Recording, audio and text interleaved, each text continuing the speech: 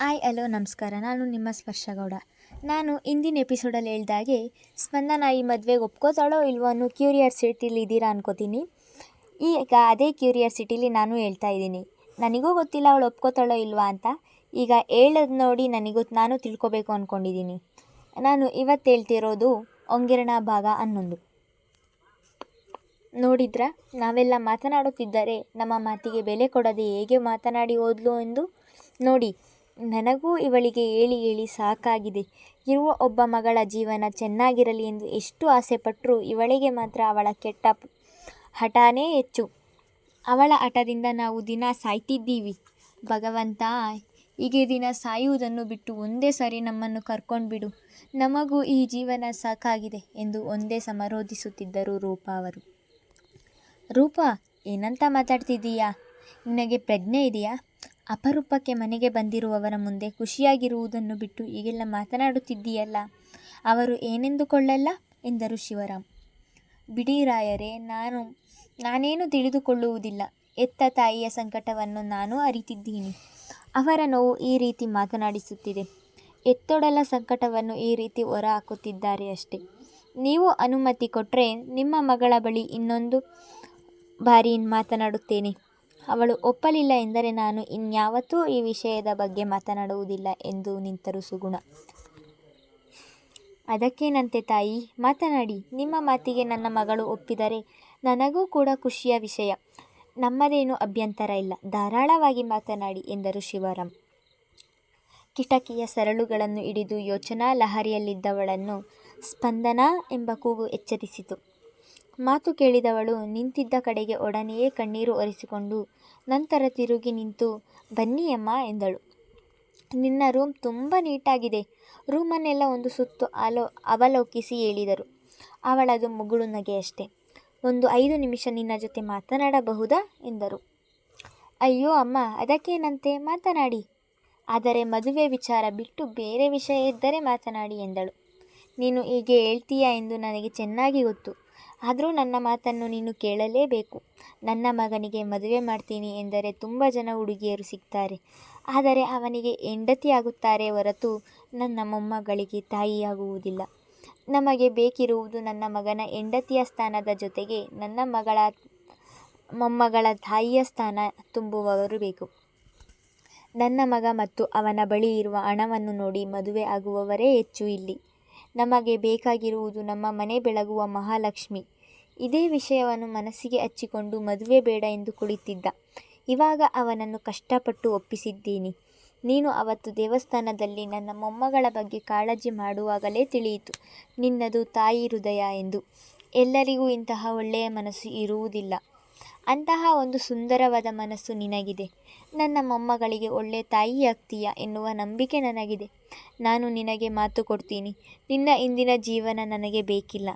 ಅದರ ಬಗ್ಗೆ ಯಾವತ್ತೂ ನಾವು ಕೇಳುವುದಿಲ್ಲ ಎಂದು ಹೇಳಿ ಸೆರಗಿನಂಚಿನಿಂದ ಕಣ್ಣೀರು ಒರೆಸಿಕೊಂಡು ಸ್ಪಂದನಳ ಮೌನವನ್ನು ನೋಡಿದವರು ಮತ್ತೆ ಅವಳ ಕೈ ಹಿಡಿದು, ಸ್ಪಂದನ, ಇದು ನಿನ್ನ ಕೈಯಲ್ಲ ಕಾಲು ಎಂದು ತಿಳಿದಿದ್ದೇನೆ. ಒಬ್ಬ ಸೊಸೆಗೆ ಹೋಗಬೇಡ ಎಂದು ಕಾಲು ಹಿಡಿದು ಬೇಡಿದೆ. ಆದರೆ ಅವಳು ಇರಲಿಲ್ಲ.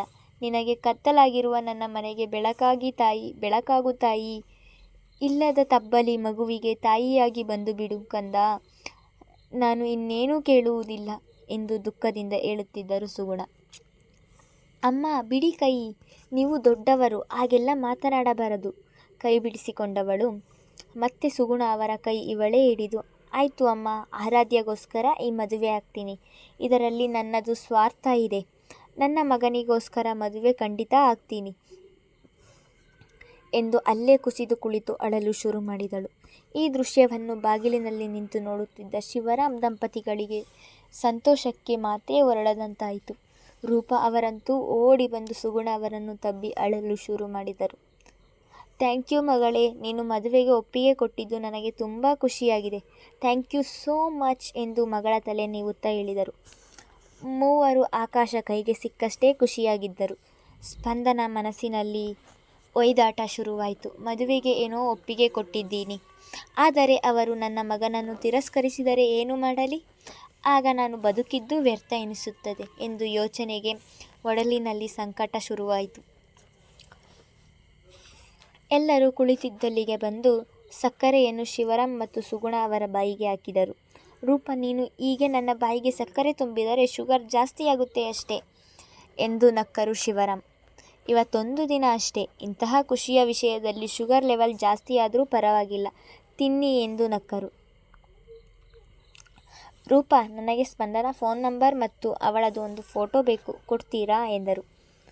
ಅದಕ್ಕೇನಂತೆ, ಇವಾಗಲೇ ಕೊಡ್ತೀನಿ ಎಂದು ಸ್ಪಂದನ ನಂಬರ್ ಒಂದು ಚೀಟಿಯಲ್ಲಿ ಬರೆದು ಸ್ಪಂದನಾಳ ಇತ್ತೀಚಿನ ಒಂದು ಫೋಟೋ ಹಿಡಿದು ಬಂದು ತುಂಬ ಉತ್ಸುಕದಿಂದ ಕೊಟ್ಟರು. ಧನುಷ್ ಜೊತೆ ತುಂಬ ಆತ್ಮೀಯತೆಯಿಂದ ಆಡುತ್ತಿದ್ದ ಆರಾಧ್ಯಳನ್ನು ಆಟ ಬಿಡಿಸಿ ಕರೆದುಕೊಂಡು ಹೋಗಲು ಮನಸ್ಸಿಲ್ಲದಿದ್ದರೂ ನಾವು ಬಂದು ತುಂಬ ಸಮಯವಾಯಿತು, ಹೊರಡಬೇಕು ಎಂಬ ಅನಿವಾರ್ಯದಿಂದ ಮೊಮ್ಮಗಳನ್ನು ಕರೆದುಕೊಂಡು ಹೊರಟರು. ಮನೆಗೆ ಬಂದ ಸುಗುಣ ಅವರಿಗೆ ಸಂತೋಷಕ್ಕೆ ಪಾರವೇ ಇರಲಿಲ್ಲ. ನಿಂತಲ್ಲಿ ನಿಲ್ಲಲಾಗುತ್ತಿಲ್ಲ, ಕುಂತಲ್ಲಿ ಕೂರಲಾಗುತ್ತಿಲ್ಲ. 20 ಬಾರಿ ಬಾಗಿಲ ಬಳಿ ಮಗ ಬಂದನಾ ಎಂದು ನೋಡಿ ಹೋಗುತ್ತಿದ್ದರು. ಮಗ ಎಷ್ಟೊತ್ತಿಗೆ ಬರ್ತಾನೆ ಎಂದು ಕಾತುರದಿಂದ ಕಾಯುತ್ತಿದ್ದರು. ಆಗಲೇ ಬೇಗ ಮನೆಗೆ ಬಾ ಎಂದು ಕರೆ ಕೂಡ ಮಾಡಿದರು. ಅಮ್ಮ, ಏನಾಯಿತು, ಇಲ್ಲಿ ಯಾಕೆ ನಿಂತಿದ್ದೀಯಾ? ಬಾಗಿಲಿನಲ್ಲಿ ನಿಂತಿದ್ದ ತಾಯಿಯ ಬಳಿ ಬಂದು ಗಾಬರಿಯಲ್ಲಿ ಕೇಳಿದನು. ಏನಿಲ್ಲ ಮಿತು, ಒಳಗೆ ಸ್ವಲ್ಪ ಶಕೆ ಆಗ್ತಿತ್ತು, ಅದಕ್ಕೆ ಇಲ್ಲಿ ನಿಂತಿದ್ದೆ, ಬಾ ಒಳಗೆ ಎಂದು ಇಬ್ಬರು ಒಳಗೋದರು. ಅಮ್ಮ, ಬೇಗ ಬಾ ಎಂದು ಹೇಳಿದಲ್ಲ, ಏನು ವಿಷಯ? ಅದೇನಿಲ್ಲ ಕಣೋ, ಇವತ್ತು ಭಾನುವಾರ ಆದರೂ ಕೆಲಸ ಅಂತ ಇರ್ತೀಯಲ್ಲ, ಅದಕ್ಕೆ ಬೇಗ ಬಾ ಎಂದು ಹೇಳಿದೆ ಎಂದರು. ಇಲ್ಲಿ ಮಾತನ್ನು ಮಿಥುನ್ ನಂಬಲಿಲ್ಲ. ಅದೇನು ಹೇಳಬೇಕು ಹೇಳಮ್ಮ, ನನಗೆ ಗೊತ್ತು, ನೀನು ಏನೋ ಮಾತನಾಡಲು ಕಾಯ್ತಿದ್ದೀಯ, ಹೇಳು ಅದೇನು ಎಂದನು. ಮಗನ ಮಾತಿಗೆ ಏನೊಂದು ಮಾತನಾಡದೆ ಮಗನ ಮುಂದೆ ಫೋಟೋ ಹಿಡಿದರು. ಮಿಥುನ್ ಫೋಟೋ ನೋಡಿ ಆಶ್ಚರ್ಯದಿಂದ ಎದ್ದು ನಿಂತನು. ಅಮ್ಮ, ಇವರು ಶಿವರಾಮ್ ಅವರ ಮಗಳಲ್ವಾ? ಈ ಫೋಟೋ ನಿನಗೆ ಎಲ್ಲಿ ಸಿಕ್ತು? ಓ, ಇವತ್ತು ನೀನು ಅವರ ಮನೆಗೆ ಹೋಗಿದ್ದ ಎಂದು ಆಶ್ಚರ್ಯದಿಂದ ಕೇಳಿದನು. ಹೌದು ಮಿತು, ಇವತ್ತು ಅವರ ಮನೆಗೆ ಹೋಗಿದ್ದೆ.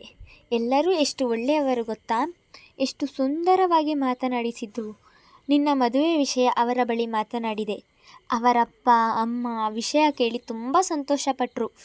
ಅಷ್ಟೇ ಅಲ್ಲ, ಸ್ಪಂದನ ಕೂಡ ಈ ಮದುವೆಗೆ ಒಪ್ಪಿಗೆ ಕೊಟ್ಟಿದ್ದಾಳೆ ಎಂದು ತುಂಬ ಉತ್ಸಾಹದಿಂದ ಹೇಳುತ್ತರಿದ್ದರು.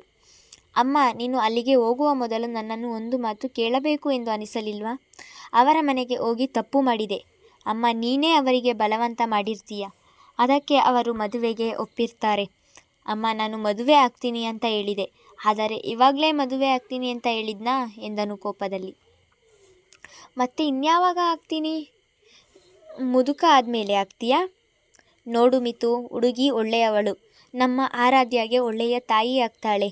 ನಾನೇನು ಅವರನ್ನು ಬಲವಂತ ಮಾಡಿಲ್ಲ, ನಾನು ಅವರಿಗೆ ಹೇಳಿ ಬಂದಿದ್ದೇನೆ, ಮುಂದಿನ ವಾರ ಅವರ ಮನೆಗೆ ಹೋಗಲೇಬೇಕು ಅಷ್ಟೇ ಎಂದು ಕಡ್ಡಿ 2 ತುಂಡು ಮಾಡಿದ ಹಾಗೆ ಹೇಳಿ ಹೋದರು. ತಲೆ ಮೇಲೆ 2 ಕೈಯೊತ್ತು ದೊಪ್ಪೆಂದು ಸೋಫಾ ಮೇಲೆ ಕುಳಿತನು ಮಿಥುನ್. ಮುಂದುವರೆಯುವುದು. ಇವತ್ತಿನ ಟ್ವಿಸ್ಟ್ ಏನು ಎಂದು ಎಲ್ಲರಿಗೂ ತಿಳಿದಿದೆ.